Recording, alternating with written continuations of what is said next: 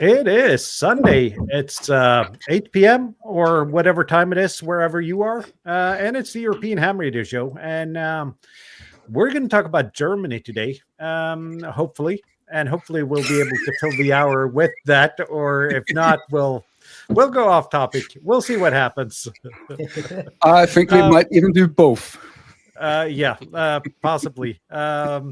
And just as a quick teaser, we'll go through this when we get there. But we're, of course, talking about the 2026 TEHRS Meetup. And don't worry, you will not get the you're viewing as a project manager thing up there. That's just me. Hopefully not. Hopefully not. If you do get that, please let me know, because then something isn't working properly. But before we do that, we're going to talk about the Ham Radio Week. I actually learned to say the Ham Radio Week now, not the Ham Radio Moment of the Week. Tobias, are you back for full after COVID? Yeah, sort of. Unfortunately, not a lot of ham radio, but I did... Well, the main activity this weekend was recharging all my handsets, right? I have like a whole collection of handsets, and every single battery of every single handset was dead, right? So I think what you should do if you're not using them, maybe not store them with the battery in the handset, but that depends on the handset, because there are also some that have a little coin cell, which once it's empty, all your memory and settings are gone. Yeah. So if you have a more modern one where it's all in flash, take the battery out while you're not using it. I think that's gives you a higher chance that once you want to use it, that it's not completely dead. or you store it in the desktop charger and risk a fire. Yeah. But do you want to do that for 10 handsets? Yeah. Yes. Maybe you need a fireproof cabinet with a fire extinguishing system in there. So I have, and I kid you not, 10 network connected fire or smoke alarms in my house. So I'll be out long before the how many of those are located in your shack? Well, there's one about 2 meters from where I'm sitting right now. There's another one about 4 meters from where I'm sitting right now. And there's basically one in every room where one can be. So that's not the kitchen and not the bathroom. But every other room has its own fire alarm. This is Google fire alarm. So basically Google's going to know before me when my house burns down. There is and tell your insurance up front that there's some claims coming. No. There is a club in Norway where they have their fire alarm hooked up to the local repeaters. So it will blast out fire alarm over the local repeaters as well. Help, I'm on fire. That's a fun project. I should try that. Considering your last video, Bob, that is a good idea. Yeah, yes. It is. Yeah, it's a fun project. I'll look into that. My fire alarms makes every device that can beep in my house beep, and turns every light bulb red, blinking. Which can be tricky when cooking bacon. Okay, yes, but I had that during some Christmas dinner once. Yeah, well, there was a bit of a smoke, and the smoke alarm went on, but luckily they were not connected to each other. Yeah, so only the one in front of the kitchen went on. Okay, well, nothing more to tell for my Ham Radio Week. There's not a lot going on. Yeah, I tried to get over myself and finally cut the video of the Friedrichshafen trip, day number 3, the Sunday, but I didn't make a lot of progress. But yeah, I don't know how I can get that edited, because it's a real chore. Yeah, I have a linguistic question concerning that, because I've been having the same issue with the video that I just released. So I'm wondering, what's the YouTuber's version of writer's block? Does that have a word, a name? I know what you mean. I don't know what to call it though, but it happens. comments, please. If you have any idea what that's called, then please. Writer's put it in the block comments. is you're out of ideas, but I have an editing block. Yeah. Yeah, no, I'm not out of ideas. I'm just out of motivation for doing anything with them. So that's my issue. Yeah. But usually, Yeah, but usually we are approaching also slowly the end of the year, so maybe we are all a bit tired. Time Could for be. a break. Yeah. yeah, You had a and comment, that- Okay. Morten? Well, Yeah, over to you, I did. Jürgen. You have probably more interesting stories to tell than I have. Yeah, there's only one. The ham radio moment of my week was today. First of all, good evening, everybody. When I was out for a POTA activation after a very, very long time, and I did a live stream close to 3 hours. And so thanks everybody for joining my live stream. Thanks to Andre in Romania. I worked him. Thanks to Steve, Victor Echo 1 Sierra Kilowatt. Thanks for the contacts. And it was very relaxing. The weather was nice, and I managed to do 108 QSOs in 2 hours and 75 minutes, which not sounds like much, but I had some fun. Let me share this window. Come on. Here we go. You should see it. So that's what I worked today. Is this Somebody sideline? has making up for my shortfall of QSOs. Very good. Thank you, Jürgen. I started on 20 meters with hunting. Then I changed over to 10 meters, and I thought 12 meters is maybe maybe it's working, but then I decided to go to 15 meters.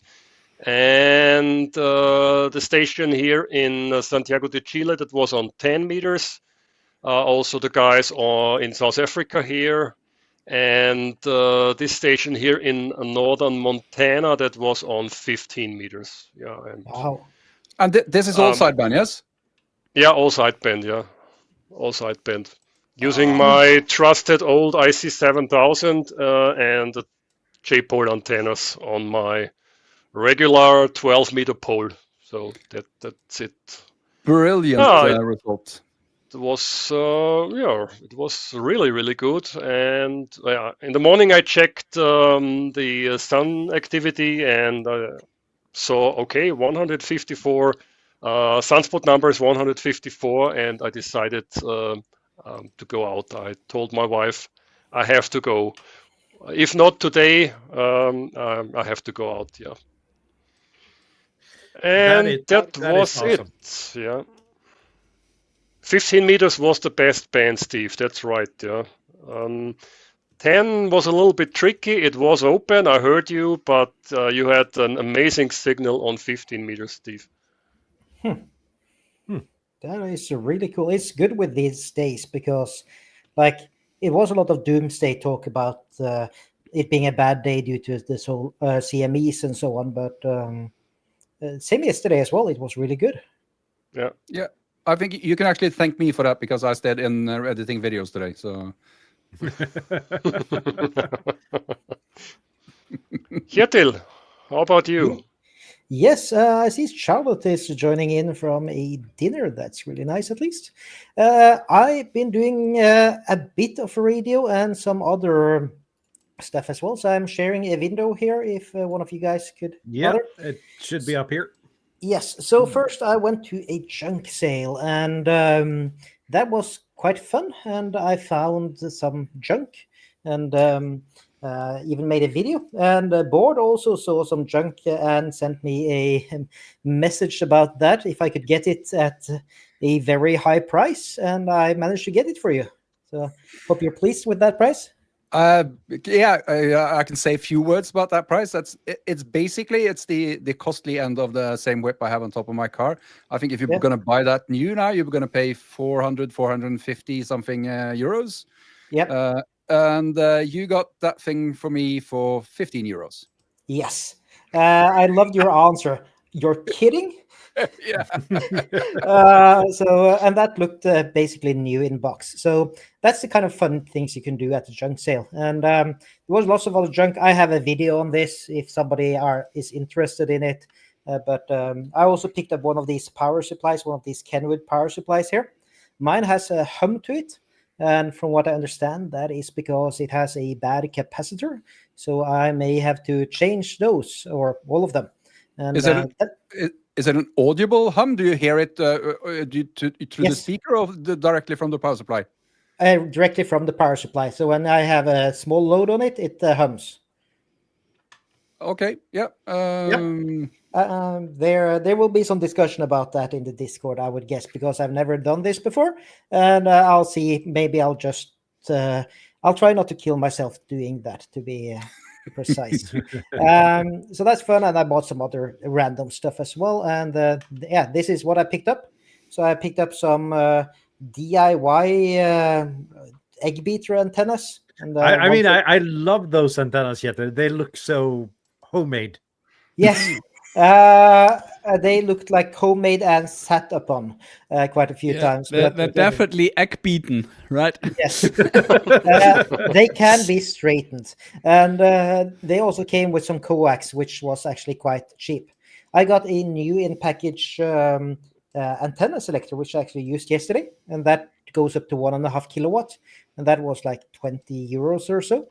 And then this is the board's kit here, which was scarily cheap, and then a 2-meter antenna for like it has a SO or a PL what is it? PL 259 in it, yeah, in the bottom, and you just put it on a normal mag antenna, and that was also very cheap, a diamond antenna. That's a 770, isn't it? Yes, 770 HB, I think it was. I have on my car. It's a great antenna. That's a brilliant antenna. That's for sure. Yep. So I love this kind of stuff, and I got rid of lots of junk as well. So for all of this, I paid 35 euros combined, if you don't count the stuff I sold. Can you tell me next time there's a junk sale down your part of the country? Because I drive down there a few times a year anyway. Might as well pick up some more crap. Might be a good deal even if you fly out, Bob. Yeah. So yes, I will. And then I did some POTA. This is from, I think it was Thursday. I was doing CW, and that's really fun. And of course, CW with the cheater modem here that does the decoding for me. But I got the 13 QSOs, and then you encode by typing on this large CW key here. And it's actually a CW keyboard, isn't it? Yes, it's amazing. I did run limited power. I left it at 50 watts most of the time. But I did also try spot with 100 watts, and I did get through a pileup. So that was nice. But I'd really like to see a video of that thing in action, where you actually show the screen and how you interpret. Because it's not like it's telling you exactly what the other side is saying. It's gonna make mistakes, and it's gonna put spaces where they're not, and jump over spaces where they're supposed to be. And you still need to use your brain, even though you use that thing. Isn't that correct? Depends on how clear the signal is, and it also gets completely confused if more than one person is sending at the same time. So I do have a video on it. It's not exactly very good, but I can find a link to that later. Anyways, that was fun, and the conditions were good. I also did quite a few SSB QSOs, and once again got accused of being a Russian spy, although this guy was not very serious about it. I had a guy asking me last week when I did the 145 Alive if I was talking to Russia, and I just looked at him and said, "That's not even funny." Yeah. So this is the location. Then I went out yesterday for the CQ Worked All Europe RTTY contest. RTTY, I love it. Like, it's a digital mode, but it's still analog, so you actually have to have a feel with it, like where you place yourself or which frequency you're on and so on. So it's fun, and I got, 64 QSOs on RTTY, and then quite a few more on SSB just for the POTA in there.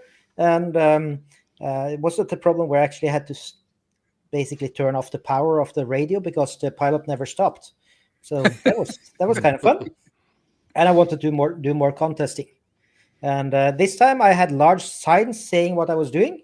but some guys wondered if I was fishing. There's always Fishing one when you for carry Yeah, that. Crusoes. just That's fine. relating to our discussion backstage about putting thing clearly or not on things. Yes. You can never put it clearly enough. Trust No, me. I had actually packed down the signs when they passed, so I was packing down.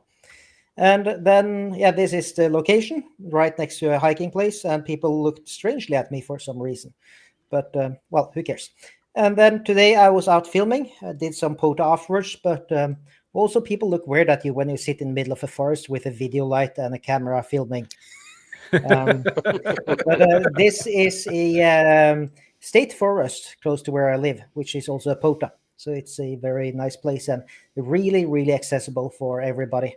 So I did a video in there, and I completely messed up the lighting, but well, who cares? So that was my week. That Great. is quite the week, is it? And I just want to comment on that CW thingy you have, because that is unobtainium now, and I am so jealous of you having that thingy. Yes, it is. It's out of production. It is really. It can also do PSK. It can do RTTY, although it's not very good at it. And it you can also use it as a trainer and something. So Well, basically, the unique thing about it is the decoding. All the other things, there's lots and lots of software you can do sending, Yes. but the decoding is the unique feature there. And actually, for the iPhone, there's a quite okay-ish CW decoder app. So, well, yep, that's the reason I'm interested in, is to get a feel for what it's like to actually have things decoded for you and just using a machine to send it back. That'd be Yep. very fun to try. sometimes it will mess up a bit of the spacing. So you'll have like a space in there, or you'll have a different letter in there.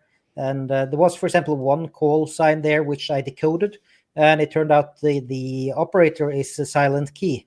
So that's probably why it was hard to decode it. But more likely it is that I got a wrong letter back. We're still close to Likely. Halloween, so maybe no. Yeah. So I have sent a feature request to Sebastian in Polo to please notify when like get QR set lists the person as silent key, because that's like it's unlikely that's the person you're talking to, but True. you never know. Yep. Yeah. So yep, I think that's it. What about you, Bård? You've done some fun hacking at home, I know. Yeah. Yes. Let's see if I can manage to share again. It's not that one. And let's see. I've been doing that for a few weeks actually, but I finally managed to get the video on it out, which is turning a light switch or turning a relay on and off by sending APRS messages. I've been wanting to do that for a really, really long time, and I got around to building it. I recorded it, and basically for some reason I had a really hard time finishing that video, but I finished it now. And this is basically you set this thing up, the software, and there's something called it's called a son-off, which is this relay that this connects to. And I can just send text messages, power on or power off, to a designated call sign, and they'll forward it to this son-off thing and switch the lights on and off. Cool. Really, really simple, but a really, really cool use of APRS, I think, and something I've been wanting to do for a very, very long time. So it's good to get that video out. And seeing as I'm sort of back, I did some more things. I've been, for the last 4 weeks, we've been talking about the voltage level of the battery-operated digipeater, which is this one. I opened that up to take the batteries out to charge them, and it turns out only 2 of the 3 batteries that were in there actually made contact with the holder. So those 4 weeks, that was on 2 18650 cells. Oh, Cool. Yeah, that's pretty amazing. So I created a new battery holder for 4 of them and put that in there. I don't think there's there's no pictures of that, but I figured I'd put it out in nature. So I went out into that stuff. And found myself what I consider a fairly tall tree up on a fairly tall hill, not far from where I live. And let's see, you can just about make out the device. You can see my mouse pointer, yes? It's very well hidden in the tree there. And of course, I did my best not to kill myself, and I think I'm bloody lucky to be alive because I climbed that tree. I'm fairly overweight and clearly past middle-aged, and I should not be climbing trees. But yeah, I got that thing up there, and I got back down, and I didn't break a bone. So pretty happy with That's that. good. Yeah. And we get a question here, Bob. What if someone is monitoring you, the APRS clear text, and issues commands to your smart home? Then they can turn the lights on and off. Yep. Simple as that. There's a GitHub repository with the Python code to do this, and that's clearly stated there. This has no security at all. So, but the thing with the code that I set up, it will not react to messages coming in over APRS IS. So anything that's been transported over the internet will not be possible. It will not be possible to execute commands based on these. So you have to be someplace rather nearby to do it. But of course, if you are, then you can just observe that traffic, and you can turn my light on and off to. So I'm going to be close to your house now and say door lock open. Yeah, this is not connected to my door lock, but yeah, nice try. I have a question, Bart. Did you, for example, work like as a security consultant for the Louvre Museum in France? I'm not at liberty to discuss that.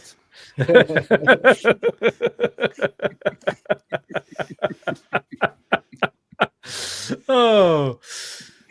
No, Yeah. but this is, as all things amateur radio, I can tell you that there is no security in things. When you can't have encryption, there is no security in things. I haven't looked into it. I'm pretty sure WinLink is the same thing. You could hijack anyone's account if that thing is clear text all the way. I'm pretty sure you can hijack anyone's account as well.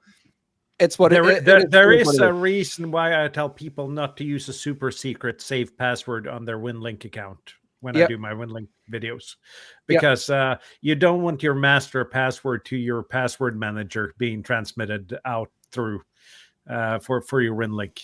That is true, but you also want to use a password manager, and you don't want to use the same password for any more than one service at the time, or actually ever.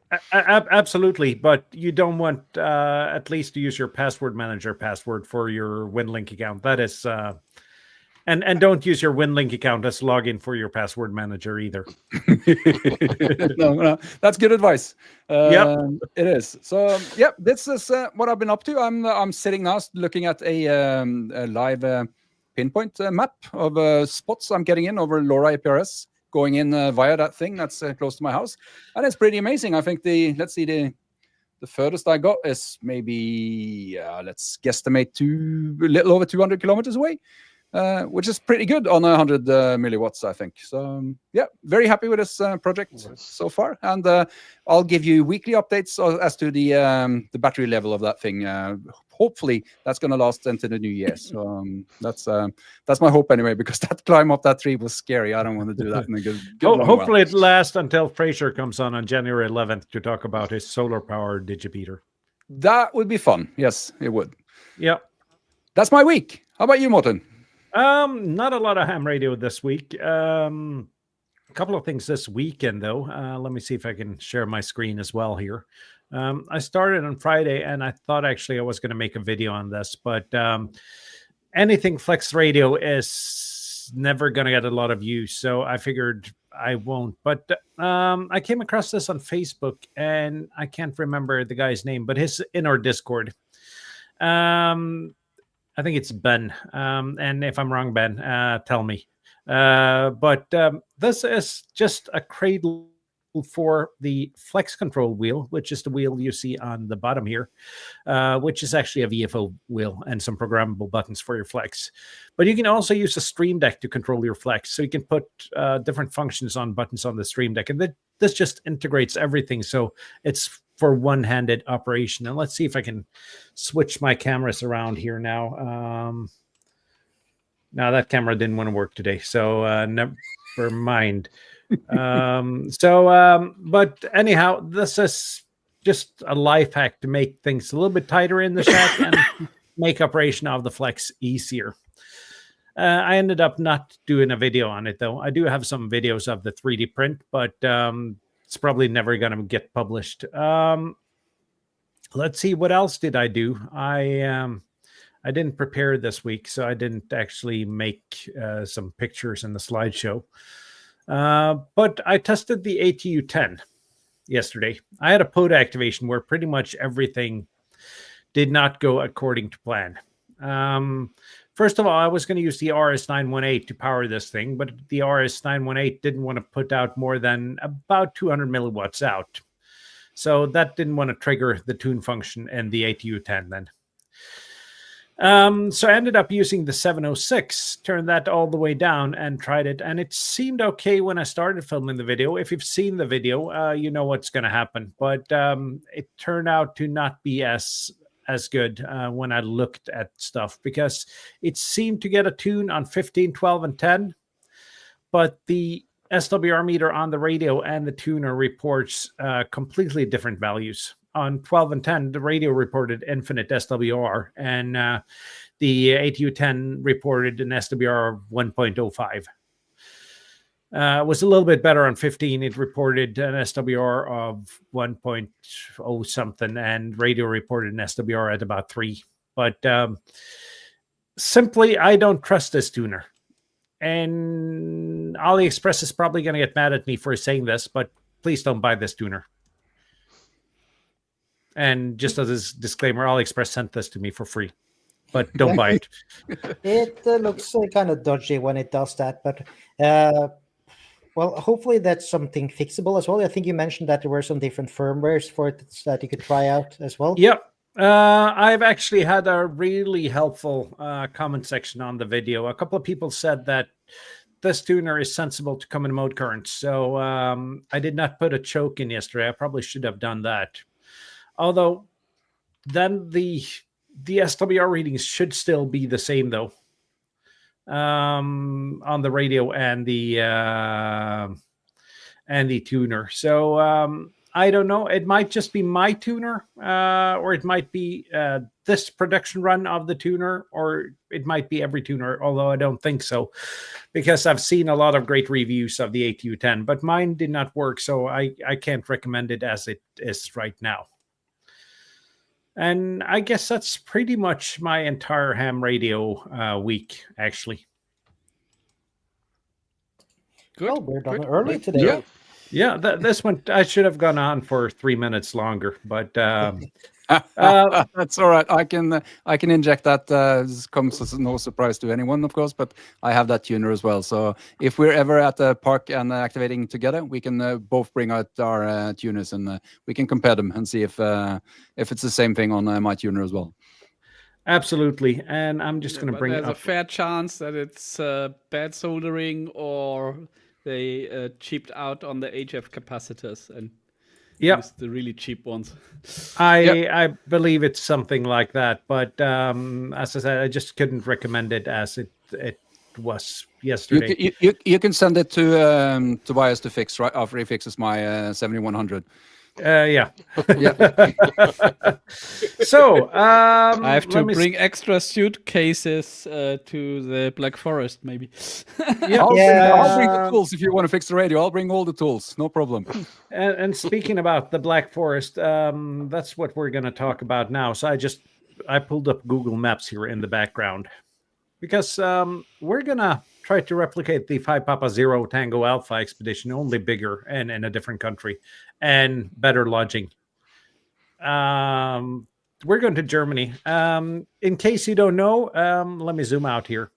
This is Europe and other parts of the world. American viewers, very good. Yeah. And we have Germany here, and a couple of other countries. We are going to Pforzheim, I think it's pronounced. Is that correct? The two German-speaking people here, which is on the north end of the Black Forest, which is all the way down here. It's a huge national park. And the reason I chose this, there's a couple of reasons why we went for Pforzheim. First of all, it's one of the few hotels that actually bother replying to emails. And didn't need a fax machine. I did not need a fax machine, and I did not need to. I could actually use English, which I am more proficient in than German. And the other reason is that if I zoom out a little bit, we have Frankfurt up here, which is a major Lufthansa hub, so it's easy to fly into. So we have booked a hotel there, and I am I'm doing the. Can I interrupt? You can interrupt while I do another search here in another Yeah, tab. no, leave it on there because I need to because to my right on the map there you have Munich. I don't know how do you pronounce Munich, that? yeah. Munich, which is not that much further than Frankfurt, so that makes for an alternative way to get there. Which is also a Lufthansa hub. Yeah, and also I think I'm seeing La Clermont, which means that you can fly into Zurich. Yeah, which is also about the same distance. That's probably not a Lufthansa hub, but no, that's a big, Swiss hub. Yeah, and it's fairly well And functioning. the airline, not the nationality, just to clarify that. Yeah. And also, there's an airport in Colmar, which is right across the border in France. So there are 4 nice. And there's also an airport in Stuttgart. So yeah, I think that's an airstrip, but all right. Yep. And Strasbourg, I think. Yep. So easy to get to. I don't know if Deutsche Bahn is stable enough to recommend going there by train, but flying into one of these airports with a buffer of a day or 2, it should be fine. Yeah, and flying into one of these airports in a rental car. I'm gonna plot the hotel in here, and we can actually check how far it is. Strangely enough, I've looked at this hotel before. Let's see here.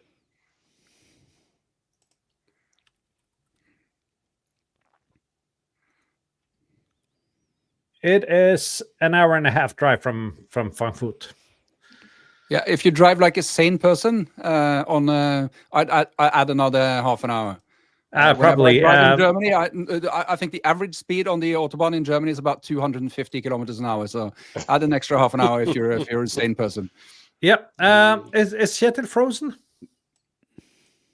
Yes. Or is it? Yep. Yes. Yeah. So we just need to let it go then.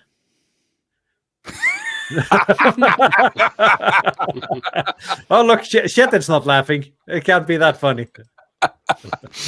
Oh, all right. That was a good one.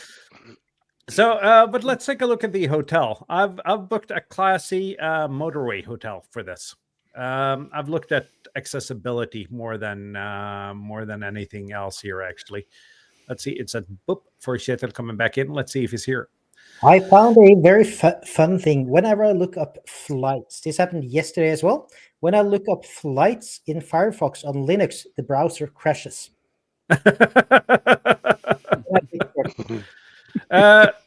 So we're staying at the Merkur Hotel Pforzheim. It is located right by the A8 Autobahn. Easy to drive to, easy to get into the Black Forest, and got good ratings on TripAdvisor and everywhere. It's basically a typical motorway hotel, I think, but should be good enough for us.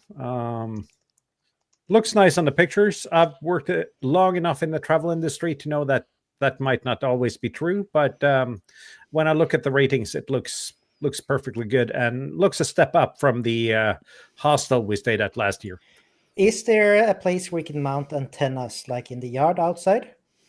Then we have to go back to the Google Maps here and look what's possible. And just to be sure, this is not German legal advice. We'll let the German among us tell us if that's possible or not. Yes. The first word I learned in German was verboten. Because it was on all the sides around. This looks like some kind of industrial area around, so I'm not sure if it's a good idea to work from there. On the flat roof, not a problem. Yeah, there's a parking lot here, and there's a McDonald's. Yeah, so we should be fine, whatever happens. No. Yeah. Basically, if I manage to come down, I'm not quite sure yet. But if I manage to come down, I'll try to bring the car, and that means we can operate at least from the car park as much as we want. Yeah, I will bring a mag mount. So Yeah. and there's actually a place called ATU Pforzheim here. Ah. It's an antenna tuner place, I think. Lovely. That makes sense. Yep. Yeah. We should all show up there at the same time with the antenna. I think it's a. Yeah. uh, I mean, they have an must be a- ATU, so they just need an antenna, right? Yeah. I think it's a car repair shop, just for your info. Is there a parking garage at the hotel, or where can we park? There is a parking lot. If you look Okay. here, there is a. This huge- is okay. Okay. Yeah, as far as That's I've good. understood, they have 80 spaces, I think. Okay. We do have a question here. If we can get a bus from one of the airports, I'm sure there's. The question is that's a it depends answer. First of all, it depends on how many people arrive and can be on that bus. I have no issues being a travel agent booking a bus. That is Yes. that is a phone call away. But there are normal buses in Germany you can get on as well, like airport buses and so on. There are the second thing is though, you kind of need to at least have a spot in the car to be able to go into the park and activate. Yeah. Yeah. That Um, is If folks are traveling to Munich, let's say, I can pick them up. At least one or two persons. My car is not very -1. big. You're picking me up as well, right? You just don't know it yet. yeah. And also, for example, Charlotte and I are flying in probably to Frankfurt, and we'll be renting a car. So likely there will And be two spots. in I that. think we can coordinate rental cars in the Discord when people start. Maybe signing I up. can. Maybe I get the company car or one of our company cars, which are Ford Galaxies, and Yeah. we will see. I have Yeah. to manage. So this, we'll figure something out, but we can coordinate rental I cars. mean, and it's not still a few months Few months away, away. right? Yep. So just that- this is the announcement to get your buy-in, and I think Morten wanted to show you the booking page. I will because I am guessing that a lot of you people are thinking, well, how much is this? And I'm getting there. Yeah. Let's see. And when here. is it? Maybe that's also something Oh, people want to know. So let's see here. I am going to share another tab here because we have a sign up page. And I am going to put the address for that just quickly. Don't. Hamshow.eu, there's a link. You don't have to remember the hard to remember link. Hamshow.eu, there's a link to the sign up page. Isn't that correct? Yeah, that is correct. So I'm going to just put hamshow.eu. And last year we had a link that was hamshow.eu/meetup, didn't we? Yeah, I can fix that again if someone reminds me tomorrow. Yeah, I can remind you tomorrow. So you get to this beautiful start page here where it gives you a lot of details. Where it is, we've been through that actually. And it includes the rate includes 3 nights, a breakfast, and dinner on Saturday. And we have the rates here. Let's see if I can actually make this just a tiny bit bigger here. Let's see if we can make the right window a tiny bit bigger. I'm just going to make the StreamYard window a tiny bit smaller again, and then get over here. Per person and double or twin room, which means you need to share with someone. We're going to show you how to do that later on. It's Norwegian. It's 2,400 Norwegians. That is approximately 207 euros for 3 nights, 3 breakfasts, and 1 dinner. And per person and a single room, if you want to be one of those guys who need their privacy, it's 4,000 Norwegian, which is approximately 344 euros. Yeah, just as a note, 2,400, that's about as cheap as I can get a hotel in Edinburgh for 1 night. So these are really good rates. I can tell you that this is approximately what 1 night costs in Oslo. at a hotel. Yep. So I was thinking this is a reasonable thing, and it's also nicer than sleeping in a car, at least for some people. Yeah. Let's say for some Depends people. on the car. No. Yeah. If it's not a caddy. And there's a disclaimer here that there might be slight adjustments to the rates due to changes in currency rates. Because trickily enough, I get invoiced, or my company get invoiced in euros. I have legally wise to invoice this in Norwegian kroner out to you guys. And then there's another currency conversion if you stay somewhere else. There's also currency exchange rates, I see. Yeah, I see. That will be fixed. And if you want to sign up, there's a huge green button here. Press that button. You fill in your personal details. This is just a test edition of the form, so I don't have to type live here. And Jane Doe has a call sign, test. She also have test dietary needs. Then you have to click here for GDPR compliance, allowing us to share the lists for administrative purposes and to be shared among the participants. This is a mandatory field, and that's just, we need that confirmation in order to make that booking. Then you come here, you click where you want to stay. If you want to stay in a shared double room, you put in who you want to share the room with. Or if you want a single room, you put that in. You can actually book both if you'd like, but you can only book one of each. And if you do not need accommodation, you can also click that and still be signed up without a fee. That is if you live nearby or anything else. Just beware that dinner on Saturday then is not included, because that's a full board rate. So there might be possibility to add that, but I cannot say that for sure.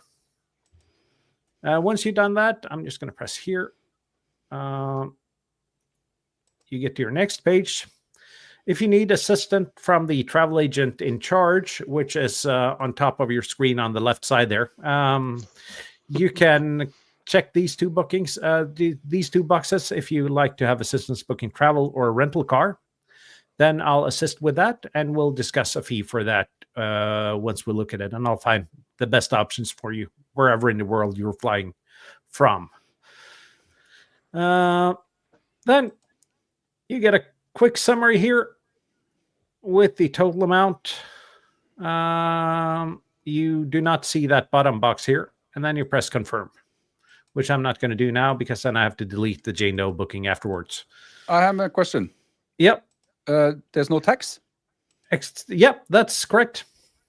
Does that mean any tax is already included in this price, or is this tax exempt, or what's the deal? Means that in Norway, a package travel in Norway when going abroad, when at least one of the included pieces of the package are abroad, there is no VAT on it. Very nice. Does the government know? They're usually very eager to get their. They do know, because the VAT is paid abroad on this. So we cannot invoice Norwegian VAT on a product that we haven't made or been invoiced Norwegian VAT on. All right. Yep. Nice. It's the same when you book an international flight from Norway. If you book a domestic flight, there's 12.5%. Sorry, there's an 8% VAT. But if you book 8% VAT? Yeah, I think it's 8 now. Right. Just for our international viewers, the normal VAT rate in Norway is 25%. Yeah, so for most things. Yeah. When you book a hotel room, there's 12.5% VAT. Yeah. Oh, nice. Yeah. If you book your takeaway food, there's 15% VAT. If you eat in the restaurant, there's a 25% VAT. That is in case you visit Norway and discover that they're really keen to know whether or not you're going to eat your food at the premises or take it away. That's the reason. It's a different VAT rate. Yes. Steve asked, the double is a twin. Yeah, I actually think it says double or twin room. So yeah, it's a twin if you'd like it to be a twin. And if you'd like to be a double, please bring zip ties or duct tape or anything to make it a double. I'm sure that you will arrange that for us, Martin. I will bring straps so you can strap the two beds together, not for any other purposes, but only for the beds. All right. Yeah. All right. Yeah, this Um, went sideways fast. and just quick information: we already have 17 people sign up. Wow. From which countries? And I'm going to see if I can do that without sharing exactly that window, because that would be a privacy violation. Let's see here. Let's click here. Project Didn't details. they all agree to forfeit any GDPR rights? Yeah, but probably not live streaming to the world. They agree to it being shared among the participants and for administrative purposes. Yeah. Right. It's a sales administrative purpose. Let's see. bring out lawyers. We have the UK, we have Norway, we have the Czech Republic, we have the US, we have Romania, we have Austria. Let's see, and we have Sweden as of now. So we're going to Germany, but no Germans have signed up. No Germans have signed up yet. Well, we only had one Dane in Denmark last year as well. Yeah. Yeah, true. So, but there is there a limit on the hotel to how many people can sign up? I have, as of now, I have booked 12 double rooms or twin rooms and 6 singles, but there is capacity for more. But so I will be full with the current bookings. No, we're not. We're about half full with the current bookings. That's nice. Do we have a call sign? Tobias, you're the German here. Is it possible to get a German special event call sign for this? I have no idea. I found a very nice form where you can apply for a club call sign, but it looks like it's all a fixed location. Like you need to put an address in, yeah. And this is the club call that is operated at that address, and I'm not sure if that works for our, driving around, find a nice hill in the Black Forest activation. Yeah, so I don't know. Maybe we have to call the guys and ask them and say, hey, this is the event. Is it possible? Yes or no? And of course, you have to pay then for getting the club call. I think if we get 30, 40 people signing up for this, which I think is realistic given the rate of bookings we've had already, the cost per participant won't be too big for that. But can you just put in like Schwarzwald as the address and then let it rip? Yeah, well, you can try everything, and usually you can also talk to people. So we have to see. Yeah, but it would be fun, and as you saw on the stream last week, there will be some possibilities in Polo to make the logging slightly less chaotic than that everybody just logs on their own cell phone. So, yep. Steve asked, after the booking, when is payment required? That's a very good question. It actually says so in the form, but I will be sending out payment links when the registration closes on May 1st. And this, from when is this binding? If you, I think that's relevant for people. If you actually sign up now, when does this become binding? Oh, that is a very good question. It becomes binding the moment you have paid. Oh, very nice. As of now, that's pretty clear. So you pay, it's non-refundable, and you're hooked up, and you show up or you don't show up. Yeah, right. And that is basically for administrative purposes. Handling refunds internationally is just too big of a pain that we're not doing that. Yep. So any refunds will have to be picked up in cash at your office in Fredrikstad. Yeah, and I can of course help book travel there if people want their refunds. Yeah, no, they have to pick it up at the event. Yeah. Even better. Yeah. No, but just being a little bit serious here. It is cancelable until we start sending out payments. And I do think it actually says, let me get the form back up here. If I close that window, just give me half a sec here. Let's see here. Just need to read here. I'm going to put this window up back again. So we are 100% correct in this. It says here, once registration has closed, the travel agency will send you a secure payment link for credit card payment. Reservations are non-refundable after payment. Yep. So that's pretty clear. You can actually cancel before. So if you're in doubt, sign up, but please not if there's a 2% chance you're coming, please wait until you're sure before signing up. If there's a 99% chance, go ahead and sign up. Yep. Okay, and I guess with so many people coming, once I don't know, the date approaches, we might need some planning who brings what, right? I mean, if like 30 people bring 30 handsets and antennas and everything, that's maybe a bit too much. Maybe you have to coordinate a bit. Yeah, I think the difference here compared to last year is that a lot more people are going to fly, and that also limits the amount of gear you bring. Yeah, that's a good. We'll do that in the Discord to make sure that we have enough. Yeah, but we have to see how many peoples there are, and maybe we split up in groups of 5 or 6. Yeah, and I think we split each up of these groups needs the rigs that they want to operate, right, and the antennas. Yeah, and we split up in car-sized teams, I think.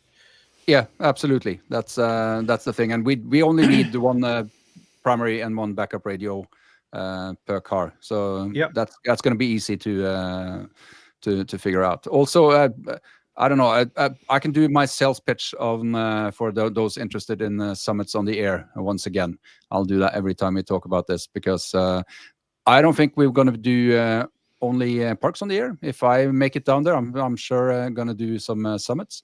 And the last time I was in the Black Forest, I was there for a week, and I did 248 summits on the air point. That's a quarter of a mountain goat. So if you're interested in summits on the air, then do please consider joining us. And I'm pretty sure a lot of us will be going to places where we can activate mountains. A lot of these are also in parks, by the way, so you can do combined. You can do combined activations. And there are also a lot of 2-fers, 3-fers, and even 4-fers within the park area, I think. Yeah, that's true. Very few 2-fers when it comes to summits on the air, but parks on the air, there are a couple of places where a lot of trails meet and makes it a many-fair. To answer Kjetil's question, if anyone knows the park reps for Germany, from time to time, I'm in contact with Harm, DK4 HAA, and with Hans, DK5UR, which is also the developer of the potamap.info website. So maybe I can ask them about the special event call sign. Yes, I'm sure they could do that. And also maybe in case there are more parks down there that could be added, for example. That's always nice to get sorted out. And they it's also not that far over to France. So if somebody wants to do something like that, it could also be fun to do that. And for those who are into bunkers on the air, at least across the border or along the border there's quite a few bunkers, both on German and French sides, that can be activated as bunkers on there. Yeah, also, I guess we have to make some plan. I mean, it's like 2 days or 3 days activity, and we have to see what we really do there, right? I have one more question, Morten. Yeah.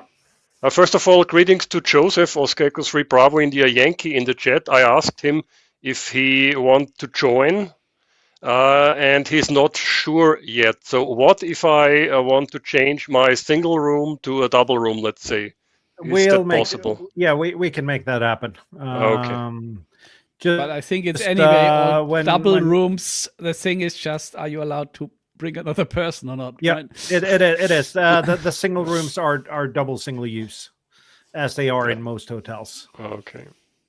It doesn't make financial sense these days to make separate single rooms because that gives less flexibility for Yeah. the hotel property. Yeah, and I want to comment on this from Andre. Trust me, Andre, in Germany they have drive-up train pointers. You don't have to lose any weight to do summits on the air in the Black Forest. So yeah, feel free. You won't Black lose Forest is any not weight. close enough to the Alps. So, You're not going to lose any weight unless you decide to go park your car like on the bottom of the mountain. But yeah, you can get a lot of points. Yeah. And I just want to shoot in that the travel agent for this is me. So we can be extremely flexible if you have any questions or something. I'm part of the group and we can figure something out if there's something out of the usual.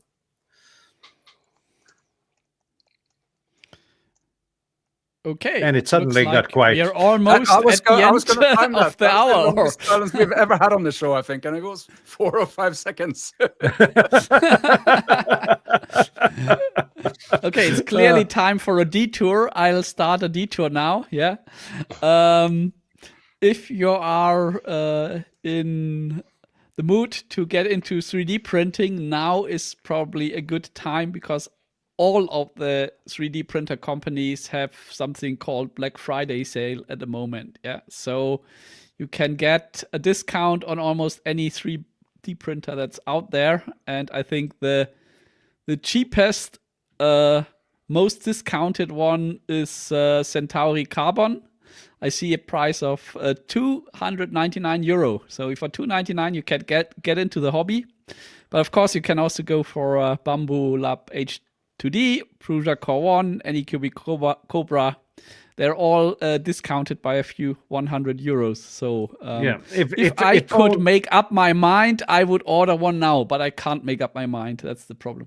I need to comment on that because I've been knocking the bamboo printers for a long time now. I just saw that Prusa has released a Core 1L, I think, large thing.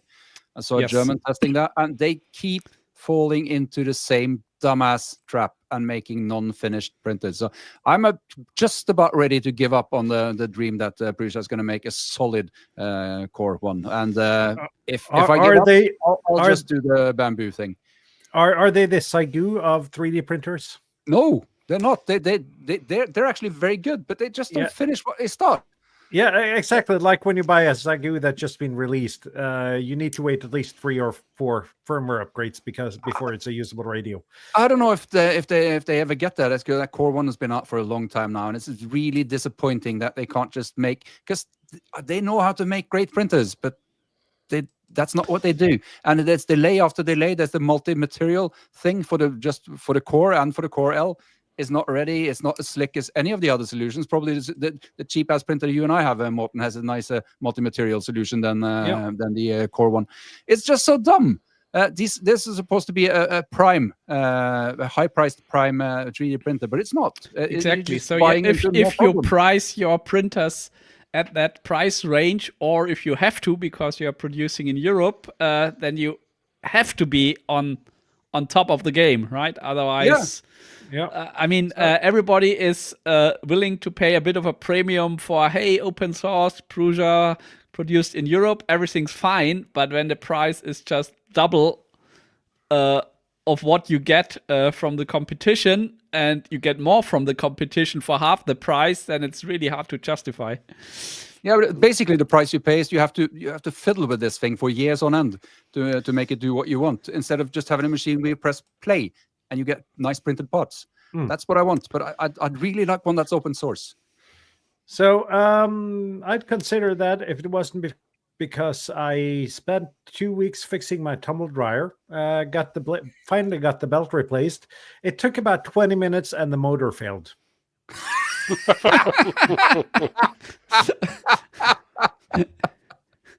Oh, I'm sorry. That's not. So I will need to get at some point a new tumble dryer. I'm kind of tired of clothes drying all around the house in every free open space.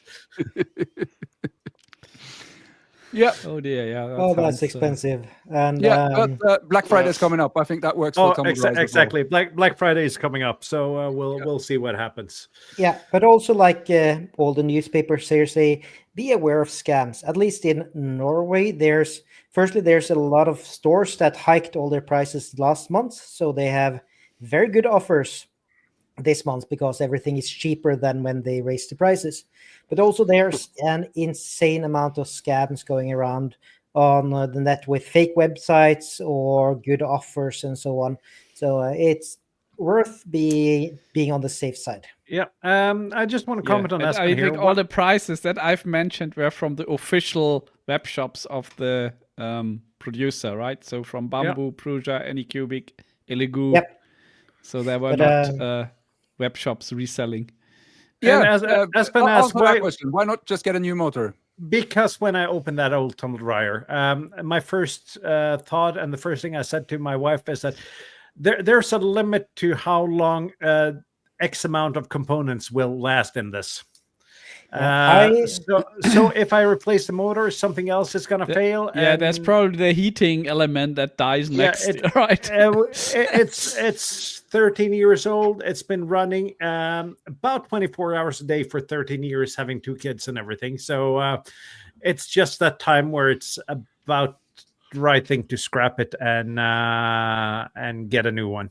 But you know that what? reminds me of would make a great video because I've seen on Amazon you can get 15 horsepower diesel engines for very little money. That would make a perfect video.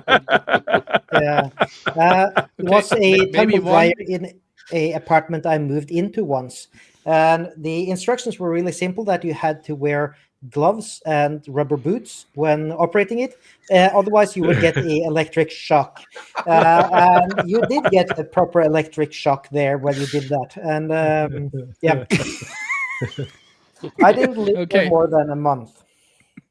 Oh dear. Okay. Maybe last comment regarding 3D printers is there's the Formlabs fair coming up, which is a big fair for additive manufacturing. And they will probably Prusa will probably announce something, and Bamboo maybe the X2C. So if you are a guy who always needs the latest, greatest stuff, you might want to wait for the Formlabs exhibition and whatever they announce there. When is that? I'm not sure. It's definitely in November. Let me see. Let me Google it. What we do here, we ask the difficult questions. Exactly. It's Black Friday end of November. So if this is in November, maybe you can get a combined thing. Did Tobias use some trigger words that made you really interested now, Bob? No. Was it latest, greatest? Actually had me at 3D printer. Anyhow, we're past the hour mark. I'm just gonna do one last thing here, though, because don't wait around, but actually do sign up. I think it's called Formlabs. It's Form Next, and it's from 18th to 21st November. Oh, yep. But in Frankfurt. So if you are around. Anyhow, go to our homepage. There's a link there to the sign up form, and we're hoping to see you there. Don't wait around too long, because at some point, if this rate keeps going, we're gonna be sold out, and we're gonna have filled the hotel to capacity. I guess that's it for now. What was our topic next? It was the Christmas shopping show next week, wasn't it? Oh man, that's going to be expensive. And we might mentally ready for Christmas yet. We might or might not have a surprise for you then. I just need it confirmed, so we'll see what happens. So we'll see you next Sunday for the Christmas show. Have a nice week, and 7-3 all. 7-3. Bye. Bye.